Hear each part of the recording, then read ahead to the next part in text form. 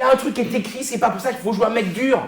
Il dit des choses dures, ne jouons pas un mec dur. Mettons un mec sensible et faible à travers une écriture d'un auteur qui a mis un personnage dur.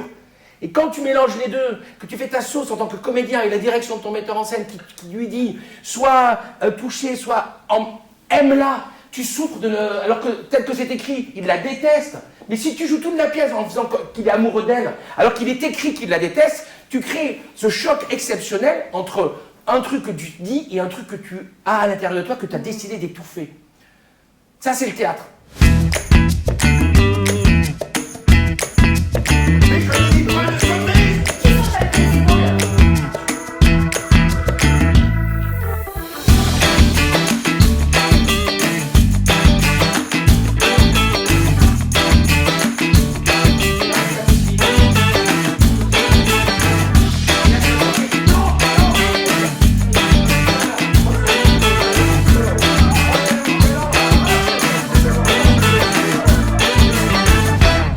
Ça ouvre des voies incroyables quand vous avez autant de talent, d'intelligence individuelle qu'un comédien. Ça va être intelligent, il est sensible, intelligent. On pense toujours on pense à tort que c'est l'auteur ou le metteur en scène qui fait le travail d'intelligence et que le comédien c'est juste un instrument dans les mains du metteur en scène qui va se mettre à jouer. Moi je pense tout le contraire, je pense que l'acteur amène déjà son intelligence, son point de vue, son émotion, et moi je me trouve plus passionnant de partir de sa proposition pour essayer de faire grandir son projet artistique et puis son empathie sur scène, sa présence et sa capacité de transmission au spectateur.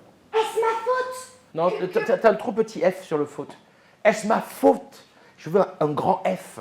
Est-ce ma faute? C'est écrit F-A-U-T-E, tu vois, c'est pas ma faute, c'est pas un petit O, tu vois. Est-ce ma faute? Il y a un truc, et dedans tu peux dire, qu'est-ce que j'y peux? Il faut que tu le vises un peu plus, ce faute. Est-ce ma faute même? Est-ce ma faute? C'est même pas ma faute, c'est est-ce ma faute? Ça m'a beaucoup intéressé de le voir travailler lui en tant que metteur en scène. Les indications qu'il donnait, c'est très concret, très efficace, très rapide. Et je trouve ça super intéressant comme travail aussi en tant que metteuse en scène. Dans son discours, c'est quelqu'un qui est vraiment au service de l'acteur. Et tout ce qu'il va dire, ça va être pour amener l'acteur à donner ce qu'il a de meilleur selon lui et selon son individualité propre, parce qu'un acteur, il joue avec son corps et avec ce qu'il est, avec son passif mental et corporel. Et il va être au service du texte à travers l'acteur, en fait. Et ça, c'est incroyable. Il y a une parole, et il y a une façon de la donner avec une émotion qui jaillit, qui crée cette espèce d'interférence, qui crée tout d'un coup quelque chose de fort et qui appartient à l'acteur qui le joue. Qui n'est pas là qu'au service d'un truc qui est écrit, pour pléonasmer ce qui est écrit. Il est là aussi pour mettre cette frustration sentimentale, cette émotion à lui, à travers le personnage et ce qu'il dit et ce qu'il vit. Donc là, dans ce choc, naît et jaillit la modernité, la générosité et le théâtre. Bonsoir. Mais comment nommez-vous celui qui vous a envoyé là-dedans? C'est mieux notre pays, monsieur le vicomte, de choses... La F1, je me souviens jamais comment de gens qui barguent ce nom-là. Cliton.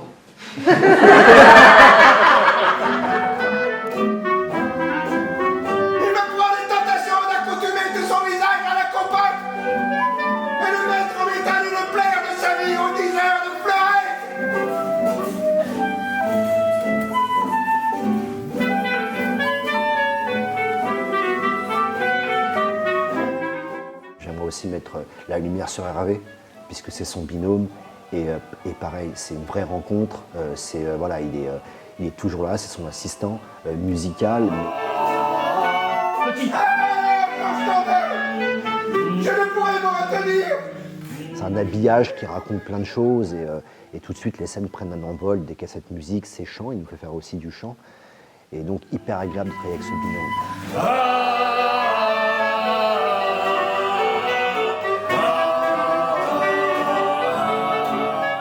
Ce que j'apprécie et ce qui caractérise la démarche de Jean-Philippe, c'est d'abord un travail sur l'énergie, sur la vitalité, sur le rythme, une façon de fuir et de sortir un petit peu le quotidien ou le jeu naturaliste.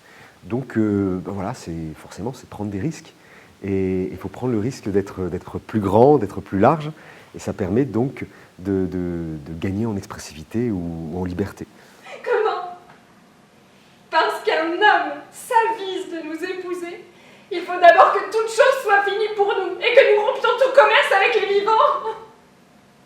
C'est une chose merveilleuse que cette tyrannie de messieurs les maris.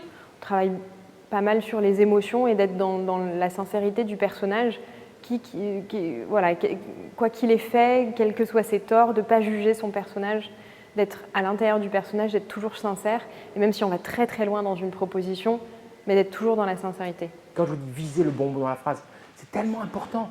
C'est celui qui va vous parvenir directement. C'est pas pour rien s'il a été écrit comme ça la phrase, parce qu'on a pensé à quelque chose à dire à l'intérieur de cette phrase. Il faut le viser. L'émotion naît de la prise de risque et d'un coup tu ne fais pas un acte normal.